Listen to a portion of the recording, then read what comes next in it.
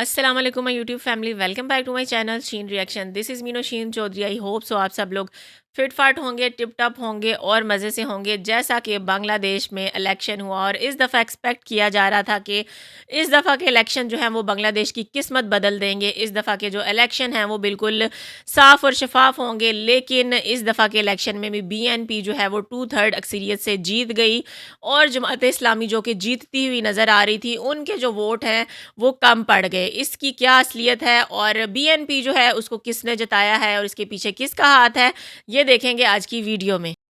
যে পরাজিত পক্ষ একটা অভিযোগের পসরা সাজায়, তো আমরা সেই ধরনের রাজনীতিটা করতে চাচ্ছি না। প্রথম বিষয়, একটা ইতিবাচক রাজনীতির ধারা সূচনা করতে চাই। এরপরও কিছু খুবই মানে কিছু এমন স্পেসিফিক কিছু কথা সেটা অভিযোগ আকারে বলি অথবা সেটা ইনফরমেশন আকারে বলি, আমি মনে করি যে সেটা নির্বাচন কমিশনের দৃষ্টিগোচর করাটা জরুরি। সেই জাতীয় বিষয়, তেমন কিছু বিষয় নিয়ে আমি এখানে এসেছি। একটা হলো যে আজকে আমার আসনে বেশ কিছু জায়গায় জাল ভোট হয়েছে এবং সেই জাল ভোট দেওয়ার অপরাধে একাধিক ব্যক্তি গ্রেফতারও হয়েছে। তো যারা জাল ভোট দিয়েছে তাদের প্রার্থীকেই এখনো কিছু ভোটে বেশি ব্যবধানে বিজয়ী হয়েছে।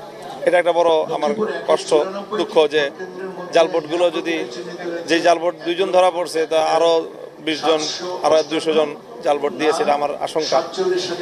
এরপরে হলো এখানে 3টা সুনির্দিষ্ট আরো ছোট বিষয় যেটা একেবারে স্পষ্টই। তার মধ্যে 1 নম্বর হলো যে আমাদের এই পোস্টাল ব্যালট, যেটা সেই পোস্টাল ব্যালটগুলো যখন দেয়া হয়েছে তখনও আসলে আসনের প্রার্থী চূড়ান্ত হয়নি। তো সেই হিসাবে দেখা গেছে যে আমাদের যে জোটগতভাবে আমরা নির্বাচন করেছি, আমার আসনে 500+ ভোট দাঁড়িপাল্লায় পড়েছে।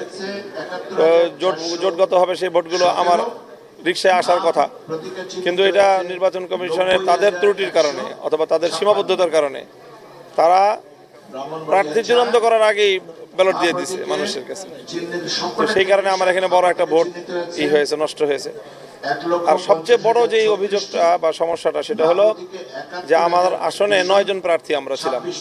তো 9 জন প্রার্থীকে 2টা কলামে নাম লেখা হয়েছে 5টা রোতে। তো আমার নামটা প্রথম কলামের লাস্ট রোতে পড়েছে, যার কারণে আমার নাম বরাবর দ্বিতীয় রোটা খালি ফাঁকা। যেমন অনেকটা ওই গণভোটের ব্যালটের মতো, গণভোটে যেখানে হা না সামনে হলো ফাঁকাটা, সেখানে সিল মারতে হয়। তো ওই জায়গাটায় আমার অনেক ভোটার ভুল করেছে। যেমন সেম একই কেস হয়েছে ঢাকা 8 আসনে। ঢাকা 8 আসনে মির্জা আব্বাস সাহেবের নামটা ঠিক আমার পজিশনে ছিল এবং ঠিক ওনার ভোটাররাও অনেকেই ওনার ভোট দিয়েছেন সেই ফাঁকা জায়গায়, মনে করেছে ফাঁকা জায়গায় সিল মারার জায়গা। তো ওই ভোটগুলোকে মির্জা আব্বাস সাহেবের জায়গায় কাউন্ট করা হয়েছে ওনার আসনে, কিন্তু আমার আসনে সেই ভোটগুলোকে বাতিল বলে গণ্য করা হয়েছে এবং সেই ভোটের অ্যামাউন্টটা খুব ছোট না। আমার এবং আমার প্রতিদ্বন্দ্বী প্রার্থীর ভোটের ব্যবধান সব কিছুর পরেও, এত কিছুর পরেও 2200 সামথিং। তো সেখানে 50টা আসনের যে চূড়ান্ত এখান থেকে ফলাফল ঘোষণা করা হলো, সেই 50টা কেন্দ্রের ফলাফলের মধ্যেই 1200 ভোট বাতিল হয়েছে। তো সেই ক্ষেত্রে আমার টোটাল এই কেন্দ্রের সংখ্যা হলো 137টা। আমার আশঙ্কা যে সেই বাতিল ভোটের সংখ্যাটা হয়তো 3500-এর কোটায় গিয়ে থামবে যদি এই রেশিওতে হয়। আর যেখানে আমার ভোটের ব্যবধান হলো 2200 সামথিং, ঠিক আছে, এই বিপুল পরিমাণ ভোটের মধ্যে বড় একটা অংশই আমার এই জাতীয় ভোট। এটা আমার একটা কষ্টের জায়গা। নির্বাচন কমিশনের কাছে এখন আপনার নির্বাচন কমিশনের কাছে আমি সেটা বলবো যে মির্জা আব্বাস সাহেবের জায়গায় যেই ঘটনা ঘটেছে, তো আমি কেন একই দেশে, একই শহরে, একই নির্বাচনে ভিন্ন রকম আইনের আমি কেন শিকার হব কেন? তো এটা আমার জোরালো একটা কথা যে আমাদের সেটা তো আমি এভাবে বলতে পারবো না, যেহেতু আমার আশঙ্কাটার জায়গা হলো যে 50টা কেন্দ্রের মধ্যেই 1200 ভোট বাতিল হয়েছে। তাহলে 135টা আসনে, 137টা আসনে কতগুলো ব্যালট বাতিল হবে? 137টা কেন্দ্রের মধ্যে স্বাভাবিক। এখন কমিশনে আমি এখনো কথা বলিনি, আমি ইসের কাছে বলছি, রিটার্নিং অফিসারের কাছে। তিনি এই বিষয়টা বলেন যে এটা তো আমার সাবজেক্ট না, এটা কমিশনের সাবজেক্ট। তো আমরা কমিশনের কাছে সেই কথাটা বলবো। আর তৃতীয় আরেকটা কারণ হলো যে ওখানে একাধিক কেন্দ্রের যে হয়েছে যে ফলাফল দিতে অনেক দেরি করেছে, বিলম্ব করেছে। বিলম্ব করে আমাদের আশঙ্কা যে সেই সময়টায় তারা কোনো ইঞ্জিনিয়ারিং করার চেষ্টা করেছে যার এবং তাদেরকে প্রতিপক্ষ তারা ওখানে মানুষজন নিয়ে গিয়ে চাপ প্রয়োগ করেছে, মানে একেবারে এই ভোট কেন্দ্র ঘেরাও করেছে। তো এই সংবাদ পেয়ে আমাদের লোকজনও সেখানে গেছে। এই পরিস্থিতি উত্তপ্ত হওয়ার এক পর্যায়ে সেখানে আর্মি গেছে, আর্মি গিয়ে সেই ব্যালট ট্যালট সব সহ তাদেরকে ওখান থেকে নিয়ে চলে আসছে এবং কেন্দ্রে যে একটা ফলাফল ঘোষণা করা হয় এবং কেন্দ্রে টানায় দেওয়া হয় সেটা কিছুই করা হয়নি। পরবর্তীতে আমরা সেটা পেয়েছি এবং সেখানে ট্যাম্পারিং করা পাই। সেখানে আমার প্রতিদ্বন্দ্বী প্রার্থীর নামে যে পরিমাণটা লেখা আছে সেই সংখ্যাটার মধ্যে ট্যাম্পারিং করা, মানে কাটা একটা অঙ্ক লেখা ছিল সেটার জায়গায় আরেকটা অঙ্ক লেখা হয়েছে। তো আমার ধারণা আশঙ্কা যে সেখানে এরকম বড় একটা অঙ্ক কয়েকশো ভোটের ব্যবধান সেখানে হয়ে গেছে।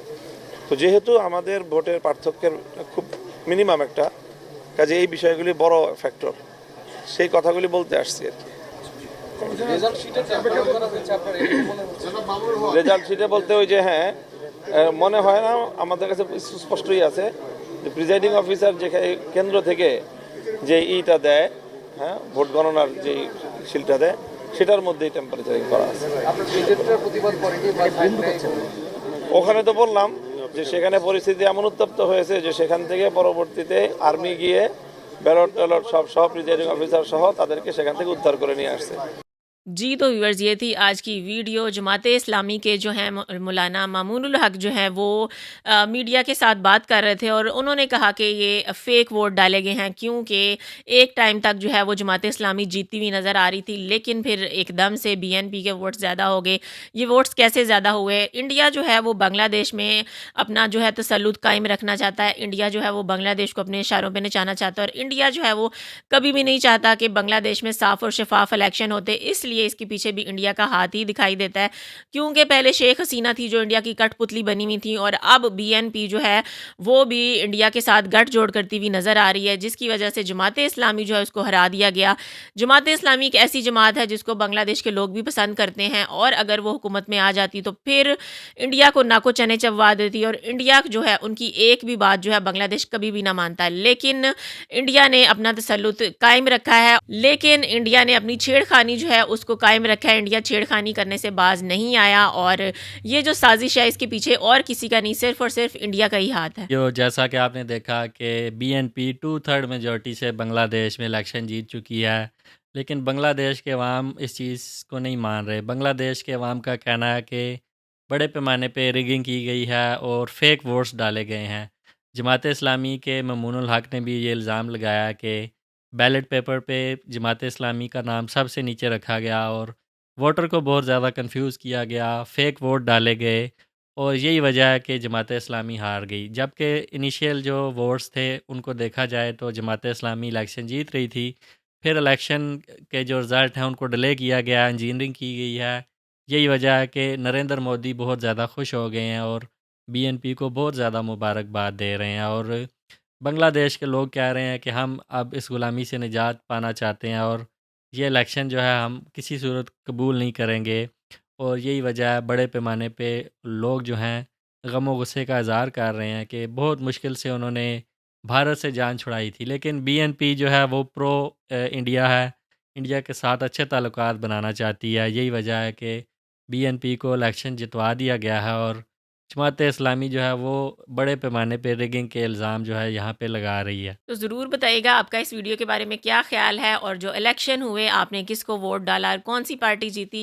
अगर वीडियो अच्छी लगी हो तो वीडियो को लाइक कर दें, चैनल पे न्यू है तो चैनल को सब्सक्राइब कर दें और बेल आइकन को हल्का सा प्रेस कर दें। मिलते हैं नेक्स्ट वीडियो में। Till then stay healthy, stay wealthy, stay awesome. हाफिज़।